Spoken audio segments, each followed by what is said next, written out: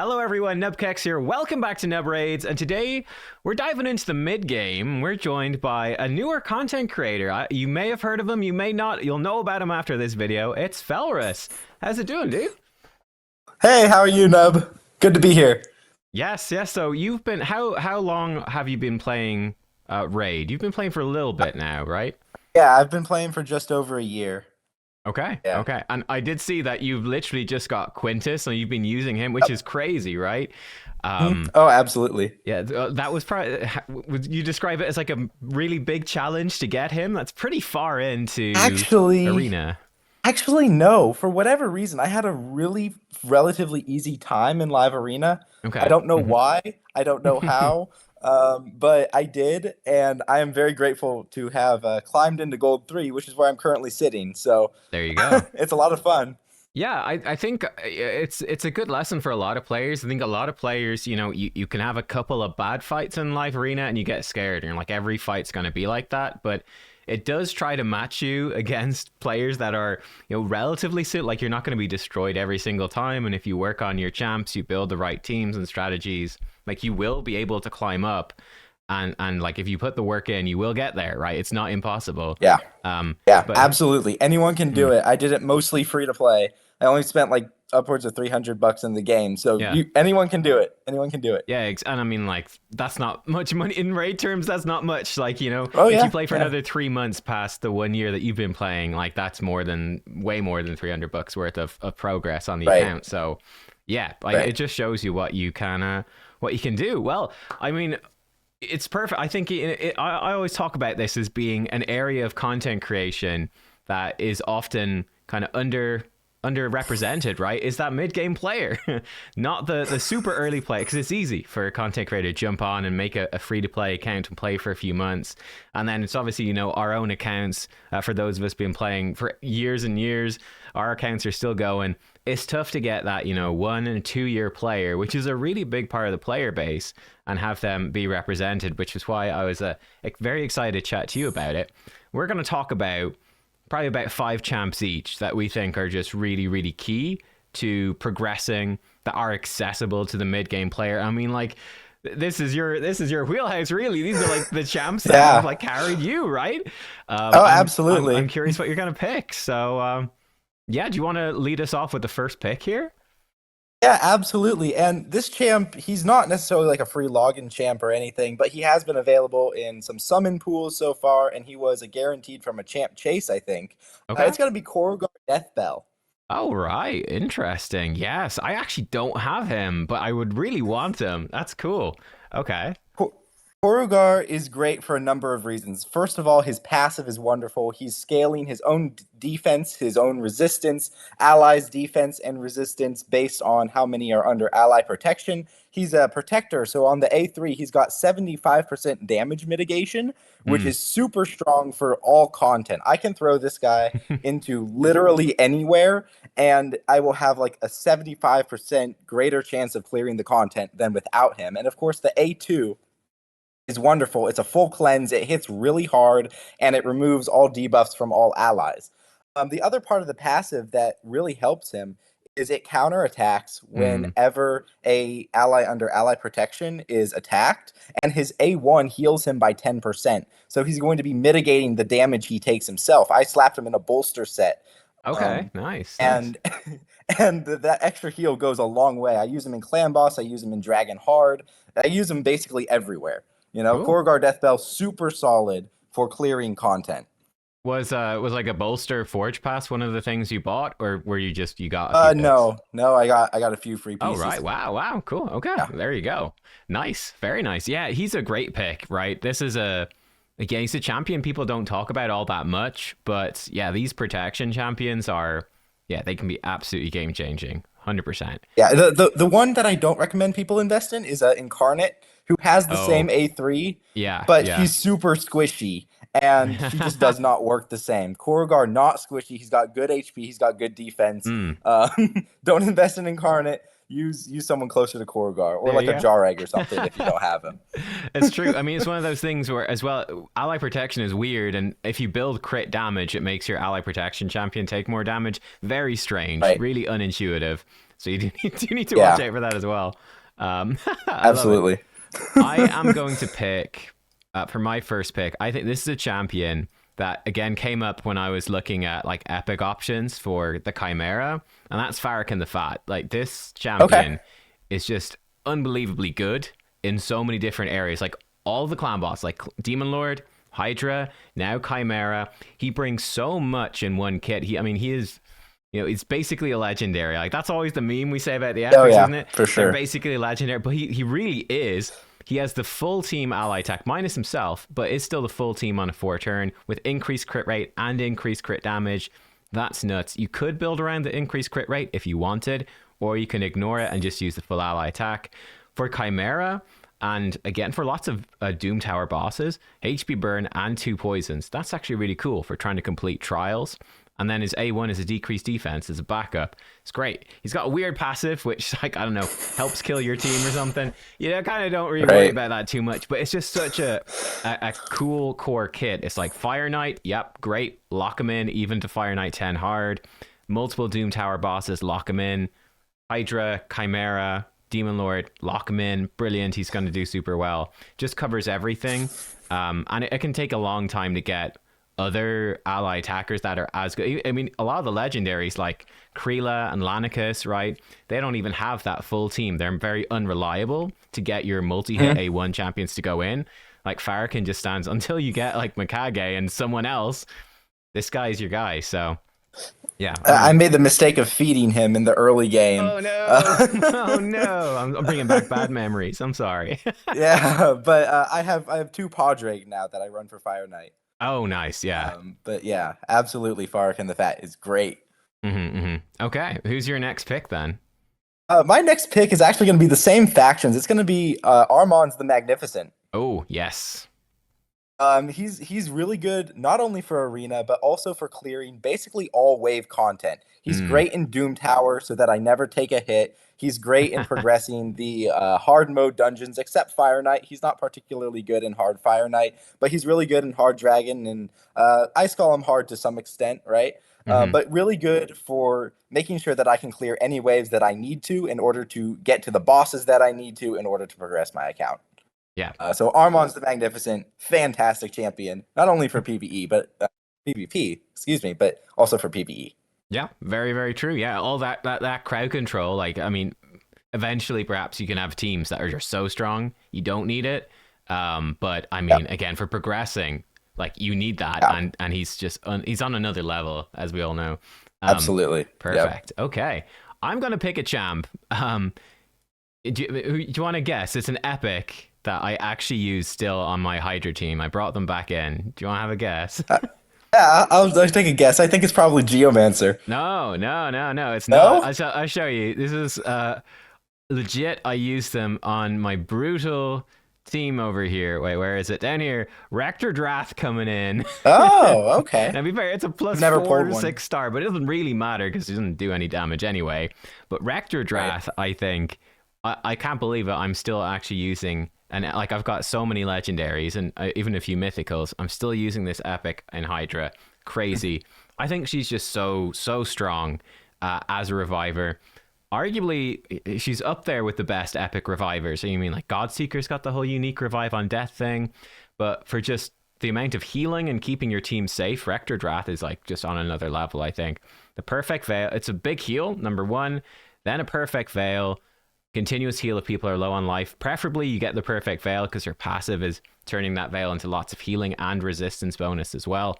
She becomes really good when you pair her up with someone who can extend buffs, or when you can get her into a reflex set, or probably a 4-piece Merciless wouldn't quite work. Some impulse if you pick some up from Live Arena is great too.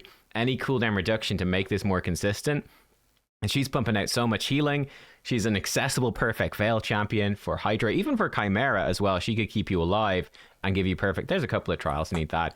And decrease attack on her A1, which weirdly goes through Poison Cloud. Why does it go through Poison Cloud? I don't know.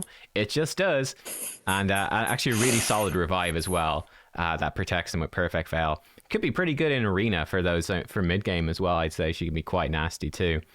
So yeah, I think Rectordrath is amazing. I don't know. Do you use Rectordrath at all? I've never pulled one, but I Oh, think for any new hmm. players out there, there's a promo code that gets you one. Yeah. So make Um, sure you grab that. It makes a huge difference. yeah, yeah, absolutely. I've never actually pulled any AOE Perfect Veil champ, I mean, so that's something I'm this is lacking on my something I account. said to Plarium. I was like, okay, at least you start adding more block buff champions into the game. What happened to all the perfect Veil champs, right? For this boss, and it's like, well, what? Hydra's been out for like 2 years. Now we're getting instant battles. It's like it's basically back burner content now, and it's like, Right. we still made almost no perfect Veil champs. I mean, there's a few legendaries now, but if you don't get them, you don't get them. Like, what can you do? Yeah, Right. Yep. Yep. crazy. It's the Um, luck of the draw. mm-hmm. All right, what's your next pick? I'm actually going to go with an epic this time. It's going to be Geomancer, since you didn't pick him. Yes. Good call. Good call. Geomancer is great. There's a Nether Spider strat that I use with Morrigain and Geomancer. This is like the highlight of what he does on my account. So I use Morrigain to put heal Heal reduction reduction. on Okay. the Nether Spider, and then I use like a Bot El Khazar with the AoE A1 to provoke the Spiderlings into counterattacking. All the damage is reflected back to the Nether Spider. It's a super fun strategy, super fun clear. Also, he's really good for Fire Knight normal Mm, for farming stage 20 because of the turn meter steal. He will constantly steal the turn meter and make sure the shield never comes back up. So yeah. Geomancer, fantastic damage dealer. He's also good in Hydra. Now Yeah. that I think about it, he's Hmm. very good in Hydra. Um, Geomancer, fantastic epic. Use him anywhere, use him against any boss. Guaranteed to help your progression. Oh, yeah, yeah, that's it. I do think it's. I remember they even said, like, the developers said to me, they're like, we were thinking about nerfing Geomancer again, and then they decided not to do it because it was like the outcry would have been too large. But yeah, I think Yeah. because he was nerfed once. They did nerf him once. Really? They thought he was too strong, yeah, and they nerfed him. He used to be even stronger. And like he's still ridiculously good. They still thought that he should be nerfed again, but it was like, we're not going to do that. So thankfully they didn't, and he's just a brilliant champion for helping players progress in the game. Um, my next pick, I think I've picked two epics so far. I'm going for a legendary, and this is a legendary that I really enjoy. Ah, Physics the Unbowed, yeah. yeah. Yep. She's 9 months in. It's a bit in. Maybe she wasn't as important for you because you did get the Armans, but No, I used her yesterday in there you go. Hydra. There you go. Yeah, she's brilliant. I use her in my Hydra team still as well. She just brings you. She's just got a simple kit, but really effective, right? A 3-turn AoE provoke. That's obviously fantastic for auto runs on Hydra. Um, and also just again for any cursed city stages, all of Doom Tower, getting through those waves, just controlling it, so powerful. And then she combos that with the AoE decrease speed, which also has ally protection for your team too, which is pretty nice. She's got two AoEs. You can actually farm Nightmare Campaign really well if you build her for damage. Like, Oh, there's a nice. lot you can do with this champ. Yeah, she's weirdly flexible. But they are And like, I've been yeah, all go right, on. sorry, go ahead. No, you go. No, You go. Yeah. I've been shouting her out for live arena as well for anyone who doesn't have any more reliable Mm. crowd control. If you build her fast in a go first team, she is a very good crowd control champion for live arena. Yeah. There you go. And it's void as well, so you're not gonna weak hit. Yeah. Mhm. Obviously, later on in live arena, you're gonna run into how much like Stone Skin do you run into? Like a year, 1 year player. It depends. It It depends depends. on Mm. who I'm running into. It goes from anywhere from not even Nishak is in Stone Skin to Yeah. everybody is in Stone Skin. Yeah, I gotcha. Right. Yeah, it can vary a lot. I mean, I see it varies a lot at the high end as well. Like there's nearly always a couple of champs, but sometimes it's everybody, sometimes there's not. It depends. Speed meta at the moment, so it's quite different. But yeah, Yeah. no, she's great. Physics is super good. Yeah, like I said, she goes into some of my Hydra teams because I'm like, when I want to auto, there's not that many good provoke champions on auto. I think I even put her Absolutely. I put her in a curse set now, I think. So she brings Hex because she's doing two AoEs, right? Mhm. So she's in curse set. She puts out Hex as well. Just great for the Hydra. What's your next Yes. pick? Well, I'm gonna go with a champion that is near and dear to all of our hearts, Oh, and that's gonna be Thor. oh yes.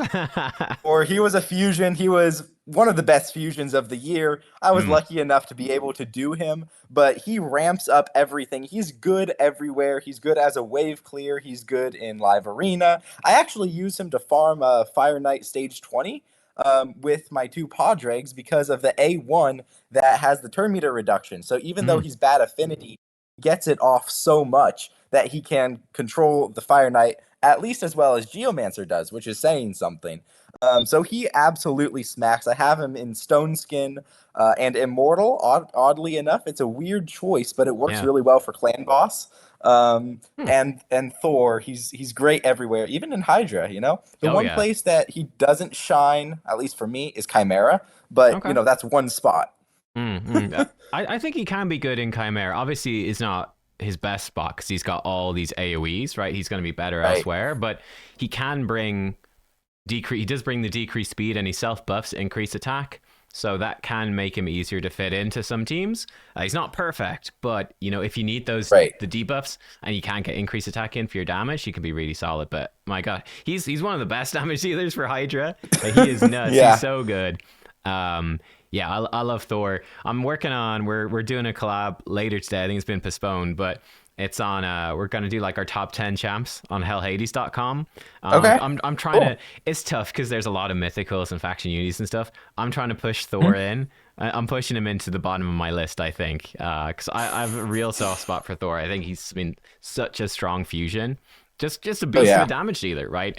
It's exactly Absolutely. what And he you want. looks awesome. Yeah. Cool. Great pick. Okay. I am going to go another epic that, again, was sort of impressed me when it came to Chimera, and it's just been a mainstay. It just keeps coming back as being useful as Stag Knight. I think you have to call out Okay. Stag Knight as being just that quintessential progression champ. He's an epic, so he's easy to get. Just the 3-turn cooldown, decrease defense, decrease attack. Then the A1, each hit has a chance for decreased speed. It's a simple kit. He's got the passive is okay. It's not great, but it's such a simple kit. This is one of the champs that was. I mean, when I started playing, it was like this guy's like he's more than a legendary. It's dressed up as an epic, and like nowadays, I'm like, looking at his kit. I mean, it's just an epic kit, right? But it's just a really Right. good epic kit. It's just solid. Oh, They're for the sure. core debuffs that you want. I mean, like for Chimera, even bringing him in. I mean, they are decreased defense, decreased speed, and then decreased attack are probably the three most important debuffs for Right. 99.9% of people. Certainly decreased defense and speed. Maybe with a Yeah. crazy team, you Yeah. can abandon decreased attack, but again, for I most don't use people, decrease attack in my Chimera team. oh, living Can't fit it dangerously. in anywhere. Yeah. That'll be a problem. Problem. I mean, unless you got Korgar in there, maybe he can keep you alive or something. But yeah, decreased I attack use is nice. Elva. Elva keeps me alive pretty well. Nice. But yeah, like this guy, brilliant for Chimera. He's solid enough for Hydra as well. And then just like pretty much anywhere in the game, I'm kind of always surprised as well. He does pretty good damage, which is weird because his base attack, you can't see it's behind you there, but it's really low. But he still somehow manages because he's attacking every turn. The damage just adds up. He gets it out there. You can put him in a shield set. He's got good base HP if you want that. Great base speed makes him easy to build. Yeah, I think Stag Knight is just like everyone.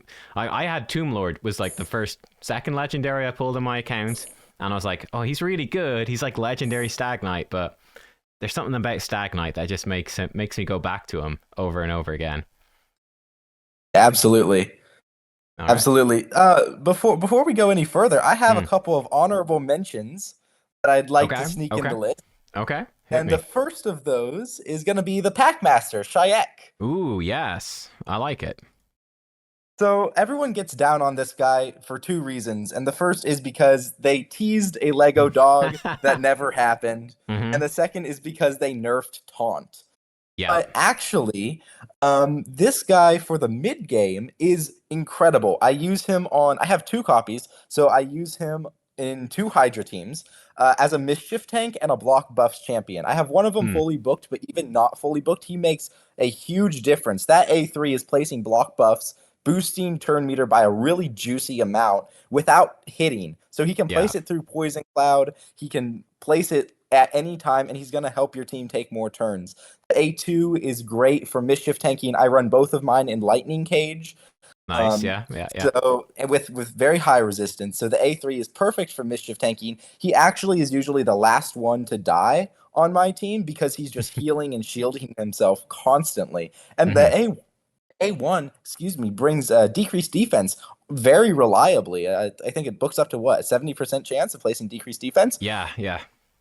Yeah, so very reliable decreased defense, and he's also super good for keeping Hex on the head of Mischief, which is very important. So Yeah. Packmaster Shay, only good place is Hydra, but he deserves an honorable mention. I think he's okay. I think for like again an early player, if you have him for Chimera, he might be okay. One thing that's really interesting, which I didn't realize when it was first text, I was like, "There's no way it's that good." But his passive, I was reading it as ally attacks on targets under Hex. I was like, "Oh, like ally attacks, like a Farrakhan or a Mikage." No, it's just all attacks on targets under Hex for placed by this champ do 20% more damage. It's just a straight 20% damage boost to your teams, generally speaking, which is crazy. Now, it doesn't work for enemy max HP in Chimera or Demon Lord, which is like a new discovery by Saf. It's just bizarre. The coding and all that, very unintuitive. But for regular damage, it works. In Hydra, it does work for enemy max HP. So that's really strong as well. Yeah, I'm still hoping. I'm still in that cohort of people waiting for the legendary dog or mythical or some other sort of dog. Give us multiple. Absolutely. Something else to go with this guy. That'd be great because he is a great champion. And yeah, I think a lot more people would sort of come around to his potential if they did put in they'd try him. They're, oh, cool dog. I'll try him out. And then be like, oh, wait, yeah, this guy is actually great. Okay. What you Yeah, so my second, I have one more honorable mention. This is not an accessible champion. This is a champ I was lucky enough to pull. This is the Calamitous. Ooh, I was harsh on this guy when I tested him. Tell me about Calamitous. This one's going to be super controversial, but I'm going to try to explain here why he's actually good, why he's a game changer on my account. Let's start with the second form. Yeah. Second form, great for wave clear, right? A3, drop defense and Hex. Passive, he scales off of Hex, right? And he places that Hex not on the hit, so he's always going to be placing the Hex if he has enough accuracy. Another shout out to a certain relic, the Irethi Coronet, right? Damage I don't know what scales. That one is actually. Let me check that.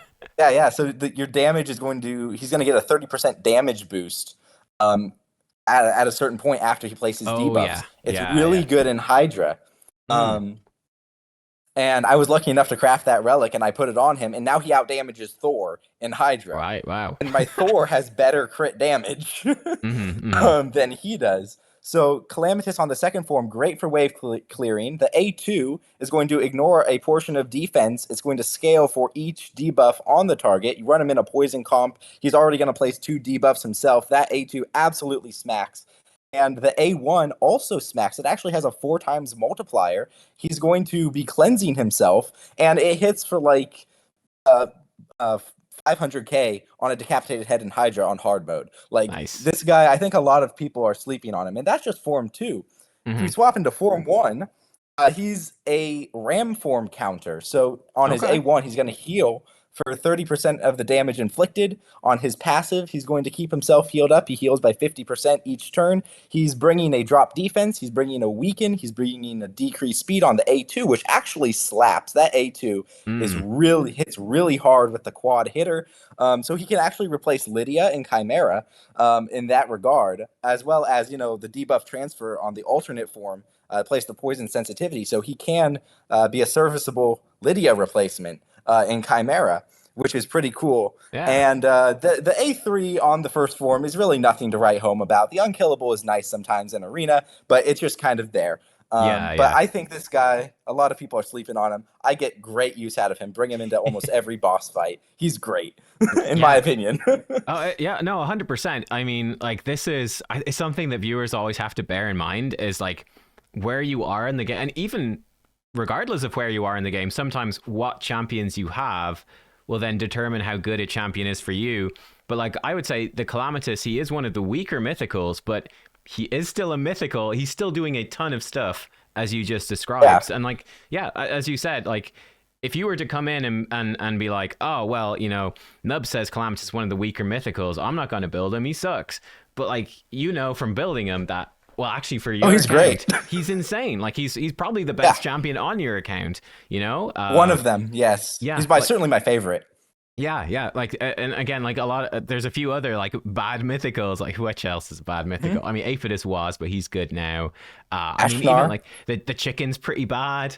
But again, if you get him and you're an earlier player, he could be absolutely game changing. Like, Yeah, he might Sure. not be that good for like me or Hades or whatever, but for a lot of players, they could be insane. I mean, Absolutely. yeah. How I, far? I'm lucky If you, enough to have him what's four that? star awakened. Oh, Lucky enough to have him four ooh. star awakened. Nice. Yeah, that makes a big difference. You get a lot of stats from the Awakenings. Yeah. Have you been able to do any of Curse City hard and make any progress towards Carnage or no? I got my first 5 candles a couple days Okay. ago. Hey, it's something. Yeah, so that's Yep. still a long way out. But I mean, Carnage is another one that's obviously much further on. But like people, I think really like he's got pretty bad reviews and stuff. He's a great champion, but people Yep. kind of like just dunk on him. But my goodness, I use this guy in arena, and he is a monster. He's so strong, so strong. Absolutely. But he's just not the best mythical. So people are like, oh well, he's not Galathier. He sucks. Right. um, Exactly. Exactly. Okay. So did you have any other honorable mentions? I think then you've got one final That official was pick. yeah. Those were my honorable mentions. Just had to give a shout out to my dude Calamitous. Yeah, I love it. I love it. Yeah. And my final pick is going to be another champion who we all love. It's going to be Mithrala. Oh, yeah. Yeah. Nice. She's free. She's accessible through Hydra. She Hmm. brings increased attack, increased defense, crowd control, hex, poison, full cleanse with strengthen and a shield. She has everything. You can use her everywhere. She is an absolutely amazing champion. Yes. How long did it take you to get her, roughly? I actually I got her after Quintus, oddly enough. Oh wow. Um, That's crazy. so it That's took me crazy. about the same time. It was literally a like 1 day difference, Hmm. because I got Quintus right before the Hydra reset that would give me Mithrala. So Right. And that was just about the within the same time. last couple of weeks then, right? Absolutely, yep. There you go. Wow. Okay. So about a year in. Are you close to Lydia? Have you got Mithrala and Quintus before Lydia? So I have a weird strategy with Raid. I don't keep a lot of epics unless there's like super top tier. So I'm not as close to Lydia as I could be. Okay. I'm not going to open that can of worms on this video, but I do have a certain strategy with what epics I keep and what I don't keep. Okay. So I'm Okay. not as close as I could be, but I'm much farther along in other places than I probably should be for where I am. Yeah, that's really interesting. But yeah, I mean, like Mithrala, she is so good. And yeah, she will just scale up as well. Like, a 9-piece protection. She's putting out so many buffs. That's really cool when you get that feral potentially Yeah. as well, because she can put out lots of poisons. Yeah, she's pretty cool. She's got good potential to help people in Chimera as well, like just staying safe from all the debuffs, cleansing, shielding, to protect from ram form. Poisons is pretty good damage in some of the trials. Yeah, I think she's got a ton of potential. Great I use her as against. my leader Oh yeah, in yeah. Chimera. The aura is really good, isn't it, for progression? Yeah, Yep. yeah. I like it. I like it. How close are you to Mikage, actually, if you don't mind me asking as well? Uh, I'm probably about halfway there. I'm Okay. missing. I have Lockwane. I'm missing one rare from the other epic Weregrin, Okay. and I think I'm missing like 3 or 4 other epics. Yeah. Okay. So yeah, depending on luck, it might take you another. Yeah. They do run. I think they just ran one a few days ago. Like they run the guaranteed for the epics semi frequently, and they show up in progressive. So yeah, maybe another Yeah. year to be certain. You probably get her. Yeah. Hopefully, touch Yeah, wood. probably. Hopefully for you, because she's brilliant too. Yes. My final pick. I'm gonna be honest. I never actually built this guy, but I think that it's well worth considering for most players to actually do so, and that is Phoenix. I think it's easy to sort of dismiss him because they tend to you tend to get your legendary nukers. In your case, you got your mythical nuker as well, and they draw you in with the shiny higher rarities. But Phoenix, I think, has held on a ton of value in just so much content. This A1 hits unbelievably hard. If they have any debuffs, this thing absolutely smacks, and the block revive keeps him strong, particularly in arena. Like it can be a really good counter to Sun Wukongs, which can be a really big problem for people, or Marishka, stuff like that. It can be an accessible way to deal with it. And yeah, he just puts out monstrous damage. Like against Hydra, he's actually a really good damage dealer, just spamming the A1 and ally attacks. Against Chimera, he's probably pretty good as well. And his debuffs, are kind of under. They're not reliable. Like 60% chance of decreased defense, decreased speed. That sucks. it's still nice he has him. And he's got the AoE block buffs. Again, it's not 100%, but it's okay. They can be nice to sort of fill in gaps in your teams and make them a bit more reliable. But yeah, this is one of the only epics that I even see picked sometimes in high-end live arena. He crops up every now and then. Wow. Right? And you're like, wow, okay, people are just picking the Phoenix because they put crazy gear on him. And yeah, he just blocks revive. And block revive is just very strong. So yeah, I'll be honest. I probably did not get as much out of my Phoenix as I could have. I pulled him early on, heard that he was really good, tried to build him for damage, and I just didn't have the gear to make him work. So that was my Phoenix experience, unfortunately. I think that was my experience as well. Probably back in the day, even a long time ago. But I mean, looking at him now, I really do think that this guy. He holds up super well. Like it might be a 4 multiplier in the A1, and then a double hits, and it's like an 8 times multiplier. Like it's crazy good. Again, you do need those debuffs out, but this thing it's destruction. I love it. So yeah, there we go. I didn't have any honorable mentions. They were all mine. Fair enough. I was maybe going to give an honorable mention to I'll give an honorable mention to Arbiter. I think because I see there was a time. And I think it tarnished her reputation amongst longer term players. There was sort of like this lingering underestimation of her, where it was like that when Stone Skin was like the big meta thing, and it was all like Taris and Marishka, and it was like, oh, speed teams are dead. No one's running speed teams. It was all go second. Now the meta's really changed completely, and it's speed teams all over the place in high end. But Arbiter, absolutely, she sort of fell off for a bit during that previous meta. But like at all other times in the game, like if speed is a thing, she's just one of the best champs. Like she's got an insane aura for arena. The turn meter boost is huge. I mean, new players like you probably know when you got your Arbiter, it's probably a huge jump up. Yeah.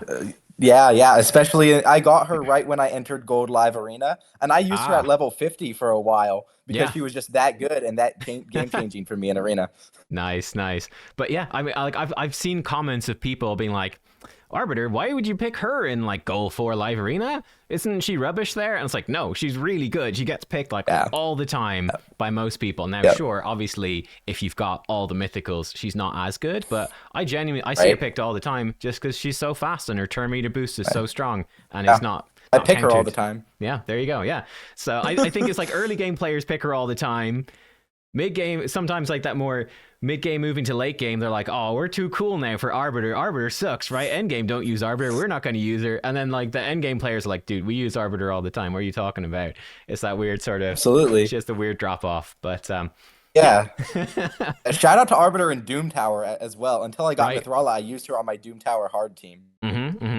She's pretty good for Hydra as well, but one problem you run into is that because you usually build her for speed, she's often actually quite squishy. But I mean, if you wanted to build her as a Hydra champ, like you absolutely can, and she could be really, really strong then. You build her like slower but tankier. Yeah, there's fun stuff you can do. I knew a guy once that used to do the old Stone Skin Arbiter. He was like, everyone is going to expect her to be fast. I just put her in Stone Skin and she's slow. And he's like, I don't know, it's not that good, but it's a surprise. Which I like. Right. But yeah, that's cool. Fellas, anything you want to say before we jump on over to record a collab over on your channel? Well, you know what? Thank you for having me on. Thank you for reaching out. It was a pleasure doing this with you. Hello to your community and everything. And yeah, thank you. Cool. Yeah, it's been great to have you on again, guys. You will find the link to Felrus's channel down in the title, the description, and the pinned comment as well. So jump on over there, check out the collab we did over there, and subscribe, give him a like, check out his content, especially if you are, that 1 or 2 year player, see what can be done at your level. Like, have you got Quintus? If not, go check this guy out. He'll show you what to do. All right, we'll see you over on his channel. Thanks for watching, guys. Goodbye.